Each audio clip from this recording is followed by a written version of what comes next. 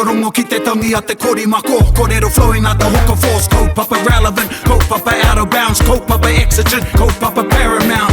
Nā ko nā whakapiri mai ki te kaupapa tino whakahira whakarongo pi kari mai. Hare mai, o Taringa hare mai. We gotta gather up close everybody. Gather up close everybody. Kani move that body. Kani move that body. Tēnei rā, taringa te mihi nei ki ngā taringa o te motu o tira o te ao. Nau mai hoki mai anei ki te punua pāho e whakapāho atu nei. I tētahi wāhi ki atu i te iwi. Kei hea koe e hoa? I'm in this little place, tētahi wāhi, paku nei, e ki ana ko te whanganui a tau. Yeah. Ai, tētahi wāhi paku.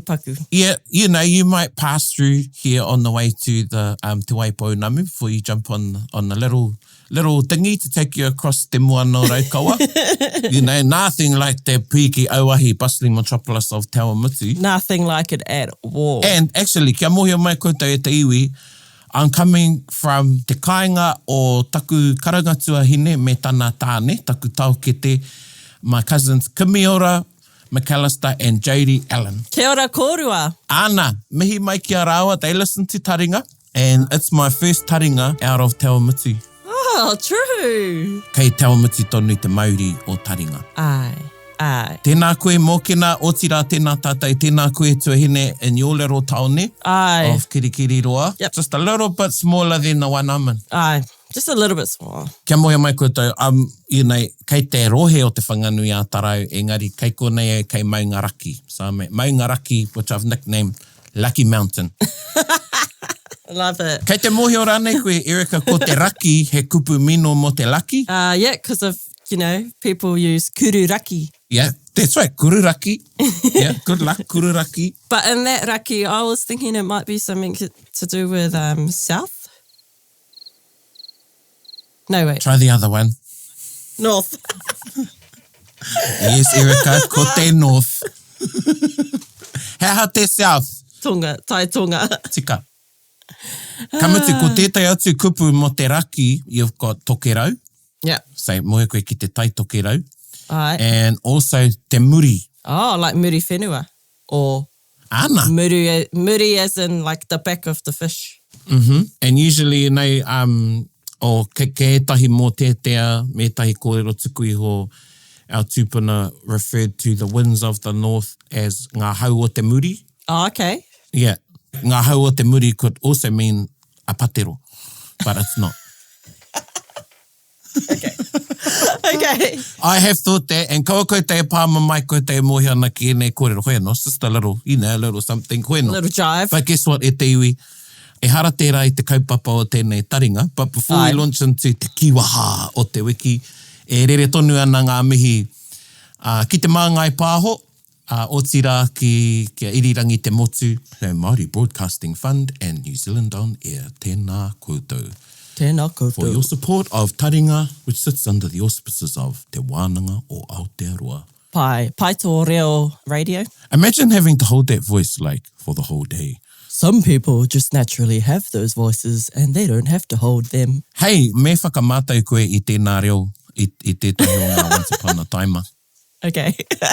Hoi anō, kei mahui a tāua te tuku i ngā mihi aroha kia te puaheiri rātou ko tana whānau. Yes. The time is nearing closer. Ana, the time is nigh. E tiaki ana, e whanga ana kia puta mai a tā rāua pepe ki te ao mārama. Nō reira. Ka mihi rā e te hoa, te puaheiri ngā manaakitanga ki a koutou. Oh, i tuki pai au aku mahi. Wehe ana au i te reka reka. Wehe ana au i te reka reka. Yeah, wehe ana au i te reka reka. I don't actually know that one, so I'm going to take a stab here. So you finished, you met your goals of your mahi. Yeah. And you're feeling good about it. Yeah, that is it. You are too cool, okay. Erika. Koe nā te kiwaha. It's to express delight in regards to something you've accomplished. Okay. So it's a little bit of a, well, not a self-mihi, but you know, you're... feeling yourself. Yeah, but not in that way, right?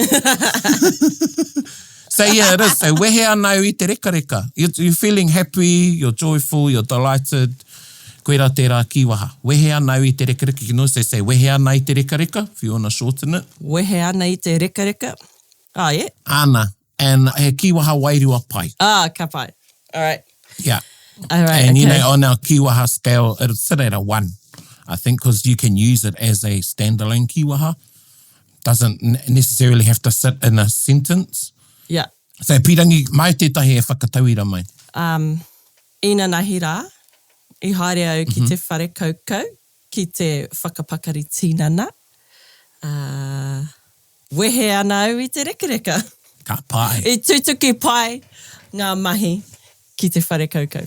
Ka pai, tutuki pai ngā mahi ki te whare kaukau. Koe nā. Nō reira, koera te kiwaha, wehe ana i te reka reka. Tētai o nā kiwaha, ko kore tino rangona I nāi nei. You don't really hear that kiwaha. I could be wrong, but I think, koutou Ngāti Porou, I think e kaha koutou ki te kōrero I te kiwaha nei, wehe ana I te reka reka. Ka pai. What if I wanted to say it to someone else? Well, pai tēnā pātai, so absolutely. So, you know, you might be talking about somebody and they're just elated. Yeah, so I could say something like, wehe ana koe I te reka reka? Yeah, like I could be, you know, elated because kua tutuki tētahi mahi or whatever, and you can say, oh, wehe ana koe I te reka reka. Oh, you're feeling it. Yeah, I could say, oh, you know, I puta te ihu o te puaheiri tana whakamātautau, you know, so he achieved flying colours from his examination. Wehe ana ia. Yeah, oh, wehe ana ia I te reka reka. Oh, cool. Yeah, so you can use it for other people, not just yourself. Oh, that's good to know. Wehe ana rātau I te reka reka. Yeah, wehe ana koutou I te reka reka. Happy. Wehe ana I te reka reka. I'm so happy. I won't be like telling them how they're feeling, but more of like, I notice that, you know, they're elated. Yeah, oe, e rongo ana koe te wairu ai. Yeah. You know, it's like, he mea nui te wairua. You know when someone's, a lot of the time, they don't tell you they're sad or they're happy, you can feel it. Yeah. But, you know just by the language they're using and ahara, ka mohe koe, oh, well, Wehe ana ia I te reka reka. Ana. So, yeah, pai tēnā pātai. Oh, what about, can I just switch out the word reka reka? And, you know, what if you do notice somebody's sad? Could you change the word and say, wehe ana ia I te pōiriuri? He tino pairau atu tēnā pātai me tēnā whakaaro engari kao. Okay. Yeah, nā, he rawe tēnā pātai. Erika, you're cool. Engari kao. Wehe ana I te reka reka he kiwaha. Ka noho ki te reka reka ki te harikoa. Tērā takotoranga. Okay, cool. Hey, ka pai. Good, we've got that squared up. Yeah, e wehe ana I te reka reka e māra mana koe. Ka pai. Nō rere e te iwi, koe nā te kiwaha. Wehe ana I te reka reka. Wehe ana au I te reka reka. Okay, e te iwi, o tira tuhine kia huri tāua ki tā tātou kaupapa. Tikanga 101. And koe nei te wāhanga tuatoru o te Hapa me te Whati. Oh. Have so much to talk about it that we're back for part 3. So koe nei te Hapa me te Whati e te iwi, and if you missed the previous episodes on Hapa me te Whati, tēnā kia hoki atu koutou ki te whakarongo. Which episodes are those? What numbers? Oh, they can go check out episode 206 and 215. Ka pai. If you've just jumped into Taringa, this is your first time, like, I whea koe, where have you been? Yeah. Nah. We advise you go back to those episodes of Hapa and Whati to give you a bit of, you know, foundation before listening to this one. Engari e pai ana, you can listen to this one and then go back and actually go all the way back to episode number 1. Mm-hmm. Hoeno, kia huri tāua a tuahine e nāia nei. We've had a wānanga on karanga, whai kōrero, and in lots of different contexts, yeah? Mm-hmm. We mentioned at the end of the last one, we haven't even talked about whare yet. Yeah, we haven't talked about whare and karakia. Mm-hmm. Whati I te karakia. Pewhi o mōhiotanga ki te whati I te karakia? Wow, I don't really know much. Based on what you do know about whati, what are some of your initial thoughts about whati and karakia, if there was a whati and a karakia? Well, I've already mentioned, I think on both of the last episodes, the example of one of our ancestral waka of Apanui, Tauira, and its journey. And the tohunga had a whati in his karakia, and he advised Pauma tangatanga to not go on the journey yet because something bad will happen. And it was quite an uneventful journey to Aotearoa, but when they arrived, that's when they felt the consequences of the tohunga's whati, which caused them to crash into the rocks just outside of Tihiro. And the waka was lost. But thankfully, all the people and their prized possessions made it to shore. So that was all good in the end. But how would one write a whati in a karakia? Can you just go back and restart it? Yeah, he nui nā āhuatanga. Kua kōrero rā tātou mo te tapu I ona wā and the degrees of tapu. Ne, and karakia at one of the higher degrees of tapu. Yeah. I te mea ko te karakia ko tō hononga tērā, kei te kōrero koe ki o atua. Ne, kei te kōrero koe ki o atua. And ki te whakaaro Māori, you know, ki te whati koe, ki te whati tō karakia ki te hapa, then perhaps your intention isn't in the right place, or you're not really pono to what you're saying in your karakia. There could be a lot of layers there, ne? So ki te whakaaro Māori, kāre tērā e tino pai. Ne? And you're breaking that link. Yeah, yeah. E rua nā whati tino kino nei, I roto I te ao Māori. Ko tētahi ko te whakapapa, and ko tētahi ko te karakia. Now, both of those, while they're very distinct from one another, they also have a connection and similarities in that they both connect us to our origins. Ne? Yeah. In that you're recounting in whakapapa your links to te atua or ngā atua.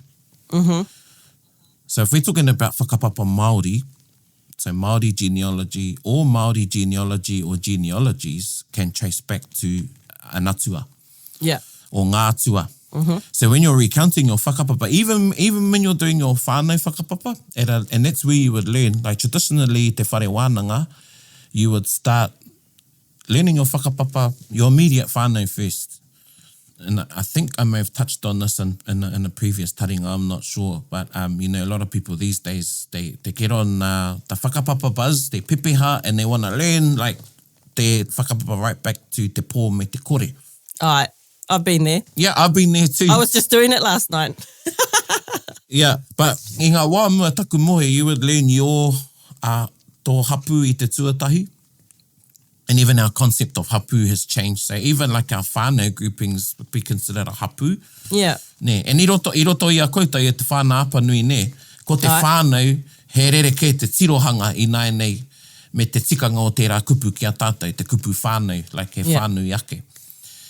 You would know who your, you know, uncles and aunties are, who your nā tuahine teina tuākana o tō koroua, and same for your kuia, and then you would go up.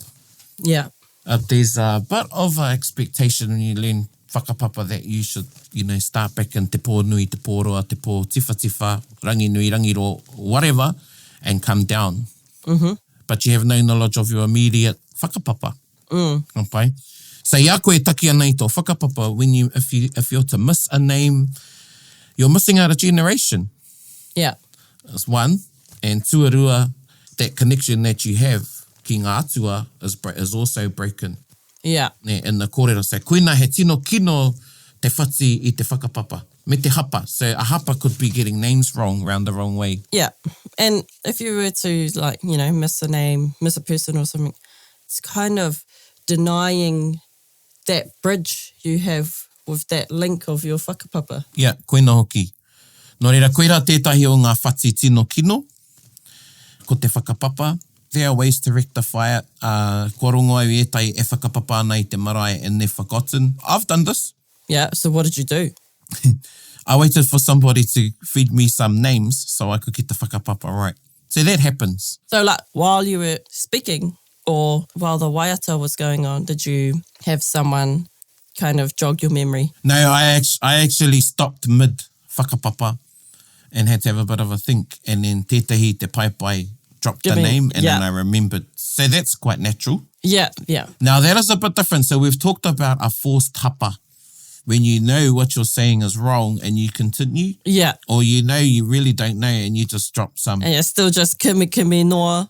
Kimi noa, hori katoa, tika. Just guessing and hoping it's coming out right. Ana. Koetahi kōrero āwhina i a koutou, we've got a wide array of listeners. And he mohi anau, koetahi o koutou, he mohi ki te reo, he mohi hoki ki ngā tikanga ko tīmata ke koutou, etai o koutou tāne mā ki te tū ki runga marae. You know, there's some ways to look after your safety. Well, first, me mohi koe ki tō whakapapa. Yeah. Same with the karakia. But ki te he, ki te he koe, you're better to just stop and say, waiho i konei, and say, ko ware i au, me huri rānei ki ngā tūpuna is another one. Okay. Say, ka huri koe ki ngā tūpuna and use, ko te kōrero he pēnei te wairua. Tēnā koutou e kui mai koroma.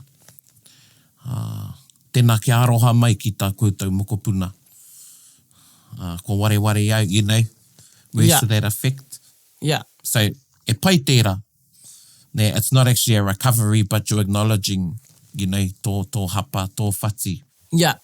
You don't want to carry on and getting it wrong. Yeah, and even say, mō taku he nōku te he, ko ware au waiho i konei. Yeah. Yeah. He pai noa ke tērā i tēnā o te haere tonu to keep going and then just throwing any old names in there. Yeah. So if you're not the best person at whakapapa, Waiho. yeah, just don't do it at all. Waiho. Okay, cool. And, you know, I'm reminded of a kōrero, nā tīmoti, nā tāti moti ki au. I aia I harei te pē tamariki, but he was in his younger years. And he was told, I think by te rangihau, kaua mau te whakapapa. Whakapapa is not for you. You know, you have talents, pūkenga, pūmanawa in other areas. Kaua mau te whakapapa. Yeah. So that is stuck with Timoti. Yeah. So, you know, he stays in his lane. Yeah, in his lane. Yeah, I like that. Oh my goodness. I just said that about papa. Hoi anō, that koena tana kōrero ki au. Yeah. So yeah, me he mea, kareko e moihana, waiho. Yeah. I would definitely not be the person to be going around reciting whakapapa, but I might have some other value I could add. Ana. And I'll stick to that. Ana. So tērā mo te whakapapa. Kia huri tāua ki te karakia and he rawera atu tō tauira mo te waka o tauira. O tauira. He rawe ki au te tākoutou haka. E noho ana i te kai o taku waka. O tauira mai tawhiti e.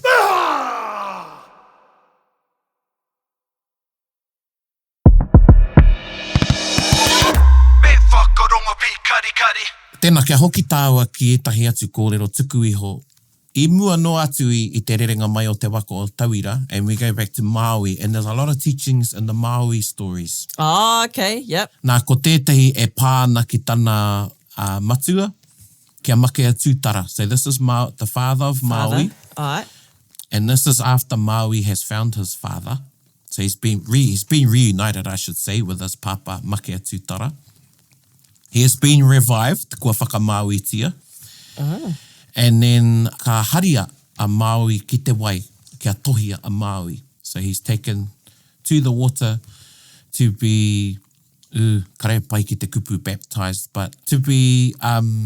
cleansed. Yes, cleansed. Spiritually cleansed. Yes. He wā no me kōrero tātai mo te tohi. There can be another kaupapa on Taringa. Anyway, ka haere rawa ka hirie i tana tama i a Maui ki te wai. And as he was doing his tohi, ka whati tana karakia. Okay. And taku mōhio in our kōrero tuku iho, and we've talked about kōrero iho atua, or iho take. Yeah. Koina te whati tuatahi. Ever. I te karakia. Maybe not just karakia, I think just whati, and from there, i whakatauira mai, it was exemplified what not to do. Now, because of the tapu of the karakia, of the tohi, so again, there's different degrees of tapu. So tapu, mana and tapu, the spiritual power of karakia. So, of course, the karakia you're going to do for your kai at night. Kei reira tētahi tapu, but ka re rite ki te tapu o te tohi. Ai. So there's lots of tapu that surrounds the whole it's a rite of passage. Anyway, ka whati tana karakia, ka mōhio tana matua I reira, ko Maui te utu, that Maui would have to pay the price in the end. Not the father, aha koa nōna te he. Is that because the tohi is about Maui? Yeah. We will have a wānanga on tohi, another taringa, engari, ko te mahi ki te tohi is to instill, embed, confirm te mana o ngā tua, ki roto I te tamaiti, for protection. It can be recognising knowledge that has been instilled. He nui ngā āhuatanga o te tohi. So I don't want to get too much into that. But ka whati te karakia, and that was, really where the demise of Maui started. Yeah. They're interesting, the Maui stories, because Maui was tētai he haurua atua, haurua tangata, so they say a demigod. Demigod. But his father knew that he would go before his time, I guess. Okay. And then enter the story about Hene Nui Te Pō. So I'm just trying to put it in a timeline here with all the other Maui stories. Did he find his father before or after he got fire from Mahuika and slowed the sun down and fished up Aotearoa? He pai rawati tēnā pātai ko taku whakautu aua. I think it was at the end, te kitenga a Maui I tana papa. So I think this is before kamate nei a Maui. Well, maybe. I'm just, throwing it out there. So maybe he's found his father and they've had a tohi and this whati's happened. But maybe at that point he's found a certain wholeness that he was missing. So when he went off to Hene Nui Te Pō, it was kind of like okay that he didn't become immortal. Engari, kia mai mahara koe ne, that's what Maui was going to, so he didn't believe he was going to his death. He was going to attain immortality for all of mankind. Mā te patu I tana kuia I Hene Nui Te Pō, through killing Hene Nui Te Pō. So anyway, koina te whati I te karakia. Okay. Ko te tohi a make atu tara I a Maui. Now, you'll share a story about the whati in relation to te waka o Tauira. Yeah. And kia huri tāua ki te kōrero mo te whati, there are many examples actually roto I ngā kōrero tuku iho. But one of the interesting kōrero is in relation to the opening of Whare. Yeah. Ka kētai te tā I te kawa. We've done an episode on te tā I te kawa. Yeah. This kōrero is in relation to etahi rangatira e rua. Te rangi tāhau was one. Ai, ka pai. And the other one was tumutara pio. Oh. And nohea raua. Taku mōhio no Ngāti awa, no Ngāti tūwhare toa hoki. Okay. And this was in relation to the opening of a house called Rauru, which was a te arawa house. But there were already some hapa and whati. Okay. Yeah, in relation to this whare, because when the rangatira, te tangata nāna nei te whare I whakatū, ko te waru, he had already transgressed the tapu in the building of the whare. What do you mean by that? Transgressed it? Well, we've talked about the building of whare and there are tapu in place for the whare. Yeah. Apparently he built the whare for his wahine, for his wife, as an emblem of his love to her. Okay. And when the kaiwhakairo were working on the whare, he entered the whare before it wasn't finished yet, so they hadn't had the traditional, te tā I te kawa, and he was smoking his pipe. Oh, gee. And smoking is a way of whakanoa too, eh? Ana, ka pai. So he transgressed. Yeah, okay. Now, ka mea te iwi ki aia, kua he. You've gone and smoked in there. You shouldn't have done that. Te mea. And he trampled on the tapu. Yeah. And he was told they should discontinue. He shouldn't continue the building of the whare. So at that point, if you were to stop building the whare, would you then need to have some kind of karakia to restart it and then you can continue it? Or did they mean just stop it forever? Well, I think ko tā rātou ki aia that, is to stop it altogether. But according to the kōrero, ka mate te wahine. His wife died.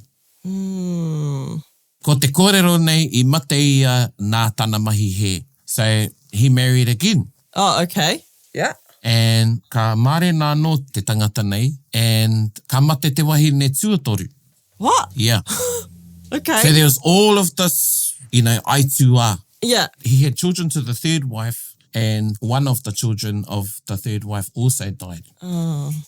So there was all this whakaro kino, aitua, and everyone put it down to te waru, transgressing the tapu of the building of this whare. Yeah. Now, the house stood, and it was guarded. And then tūhaurangi, Kepaterangi Puawhe, got involved and said, well, I think we should still build the whare. Oh my gosh. So this is years later. Yeah. So Ngāti Tarawhai carvers got involved. Yeah. Renowned iwi for carving. Yes, a carving dynasty, neke kapua, tene waitere, and they started building the whare. Mm-hmm. So this is around 1900. Yeah. Anyway, ka tū te whare, and there was a bit of they got the tohunga ki hara mai ki te tā I te kawa o te whare, and they got these two tohunga. Yeah. Te rangi tāhau and Tumutara Pio. Ka pai, te rangi tāhau. He had been one of the followers with te kōti. Oh, okay. Now, the tohunga whakairo, they wanted Tumutara Pio, and they were quite anxious about the whare because of the history. Yeah. So even though they'd done the whakairo to complete the whare, they were still anxious. So they asked Tumutara Pio. Now, this other tohunga was also asked, and there was already a rivalry between Tumutara Pio. Oh, no. Yes. Oh, this is just going from one thing to another. A layer upon layer, right? Yeah. Anyway, they both did their karakia. I arawe mahi ana I ngā karakia. They were like having a bit of a competition, I think, Yeah. in doing their karakia on the whare. And te mutunga iho, both of these tohunga, they both died. Oh, Yeah. when? After the house was opened. Okay. They both had different ways of doing their karakia. Like te rangi tāhau, a traditional way of opening houses was that you used to get up on the roof Oh, okay. to do part of the karakia. Yeah. Yeah. And part of the karakia, he used a line that was sort of like a curse. So they had this thing going on between them. Yeah. So, it's coming back to intention. Yeah. If they had that rivalry and they're, trying to comp it out with each other, that's probably where their focus is instead of what the actual focus should be, is the tai te kawa o te marae. Yeah. Te rangi tāhau, he died like a week after the opening. Okay. Yeah. They say his death was because of the counter incantations to his rival, Tumutara Pio, Yeah. and he made a whati in his karakia. Okay. What was the whati? Well, he whati. Oh, okay. Broke. The kōrero, that is, it could have been in a mission, so it could have been a hapa or he whati. So ka mate a te rangi tāhau, and everyone thought, well, this tohunga here, Tumutara Pio, nōna te mana. And it wasn't long after that, Tumutara Pio ka hokia ki te teko, and he died. Oh. Now those two, the thing is, te waru, taku mohio I te oro tonu a te waru. All of this death and misfortune with this whare was the payment for his original whati or transgression of tapu, hapa, whati, and ka tū te whare. Oh, so te waru, he's lost, 3 wives now? Yeah, he lost 3 wives. A daughter. Well, I'm not sure if it was a son or a daughter. And then there were these 2 renowned tohunga that also died. Yeah.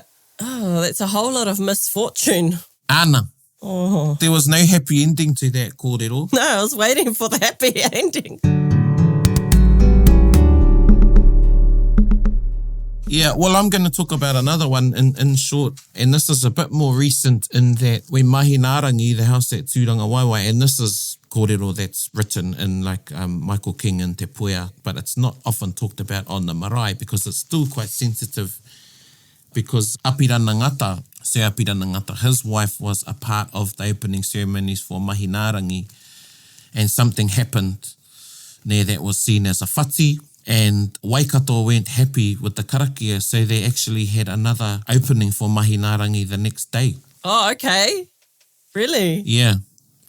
And sadly, the wife of Apirana Ngata, she passed away.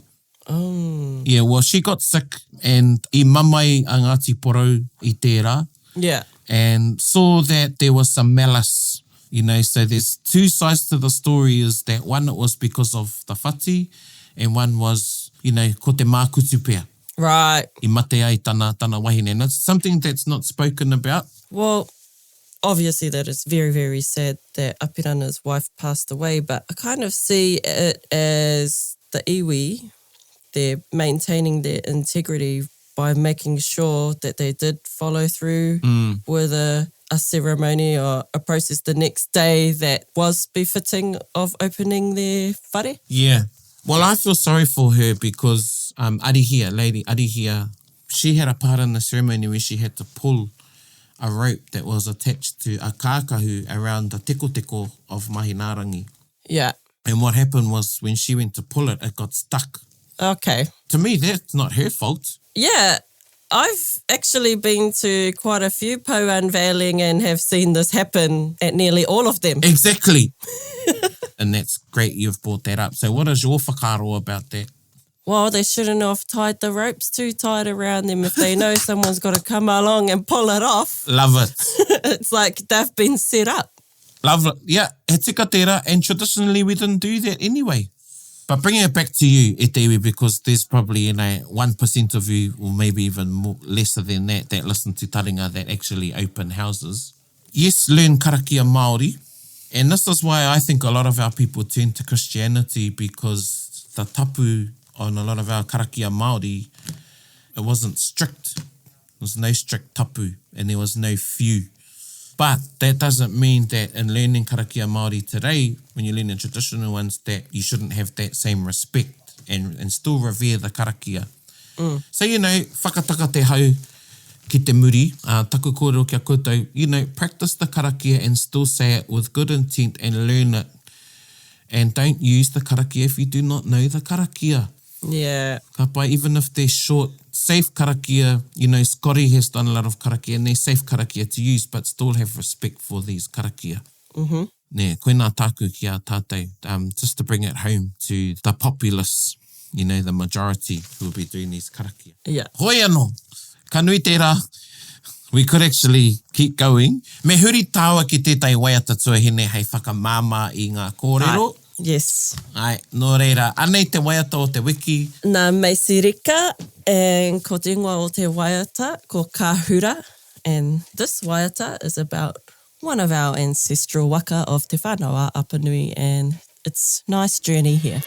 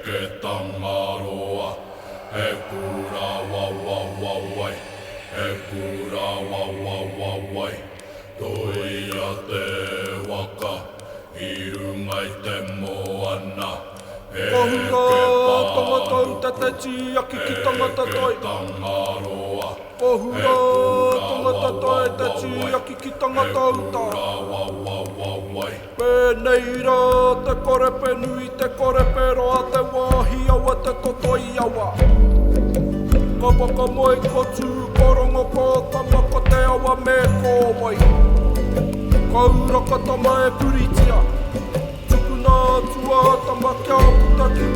te tāwhanga whanga. He putanari ki nō rongo ki te ata he tauira. Te toke nui o kohukura. He moana iro ki a. Ahura i uta. Ahura i uta. Te kore penui. Te kore peroa. Te wahi awa. Raumai e tape. Ahaire tarua. I te moana nui. I te moana roa. Ki ao te aroa. Ururu puatea. Parawera nui tahunga wake. Kaupapa karumi he tia.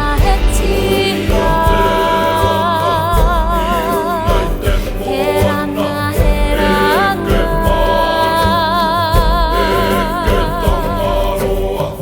He kura wawawawai.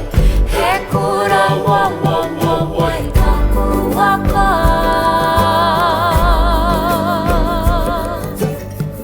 Hoi o te moana nui a kiwa ki utarawara. Taone irua. Tangarua iraro. Ue a te waka. Frunai a te waka. He moa i roki. Ai o irua. He ai o uki. Kamiti te marama. Tira maramana. Te ika i te rangi.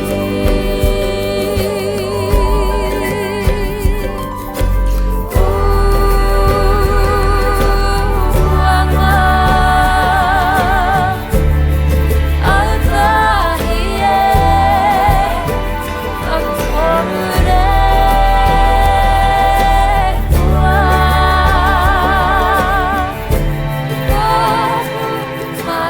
Matariki e.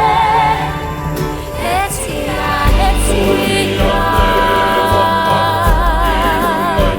He rama.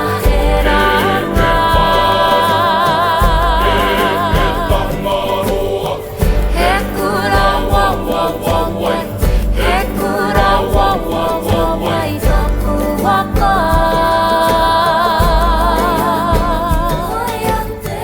Hoi o te moana nui a kiwa ki utarawara. Hoi o te moana nui he waka tipua.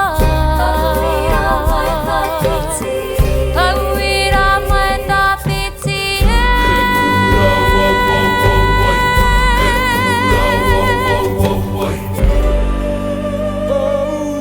Tauira mai tawhiti ki utai.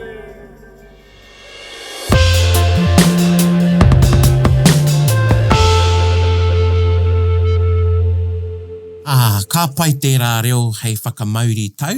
Oh, I love that song. It's so beautiful. Mea utahi. Especially the way Macy sings it and the kura, all the kura down the coast too. The kids, they're so cool. Ana. And tēnā koutou katoa te iwi whakarongo mai kia mao ko Erica e kōrero ana. Having a yarn. We had a bit of a, it's a yarn Bit of a and a yarn. wānanga all in one. A yarn, yeah, we've had a bit of a yarnanga. A yarnanga. Tēnā koe Erica. You can copyright that one, you got the IP. Nō reira te iwi, e tata ana tātou ki te wā hararei. Harare, holiday. Are we having a hararei, Erica? What's the haps? Of course. Kua tai mai a hene raumati, and I hope to get to the beach. I imagine you might go somewhere, if you can. Mm-hmm. Yeah, so Taringa will be taking our annual break, but don't worry, we've got you covered. Morkin has got you covered with 3 cracking Waiata compilation episodes coming up. And we've got a Hene Raumati special next week, our last one for the year. So, koe rā tā tātou kaupapa tērā wiki, and we're going to be hoki whakamuri. Hoki whakamuri. E mihi ana kia koutou e te iwi. Koe nei te whati me te hapa tuatoru. Wehe ana au i te reka. Yeah, wehe ana au i te reka kua tutuki ngā kōrero. And stop talking too much, Erica. Jeez. What? I was like, oh man, I just told one yānanga. And then we went off on a different yānanga. Ahoia no, koe rā te wānanga i ona wā. Haere runga i te wairua Māori. Ai. Nā runga i tērā e te ui e mihi ake ana ki a koutou katoa. Tēnā koutou i o koutou taringa. Ko māua tēnei e mihi atu nei. Hei kona maira. Hei kona. Bit whakaronga pi kari kari. Gather up close everybody buddy. Taringa. Yeah, tahuri mai ki yo. Whakarongo ki te tangi a te korimako. Kōrero flowing out the hook of force. Kaupapa relevant, kaupapa out of bounds. Kaupapa exigent, kaupapa paramount. Nā kona whakapiri mai ki te kaupapa tino whakahira whakarongo pi kari kari mai. Hare mai, o Taringa hare mai. We gotta gather up close everybody. Gather up close everybody. Kani move that body. Kani move that body. Taringa, he mea tuku nā te wānanga o Aotearoa. Nā te māngai pāho me irirangi te motu I tautoko. To listen to more episodes, search for us on your podcast app and subscribe, or follow us on Instagram and Facebook. Taringa, whakarongo mai.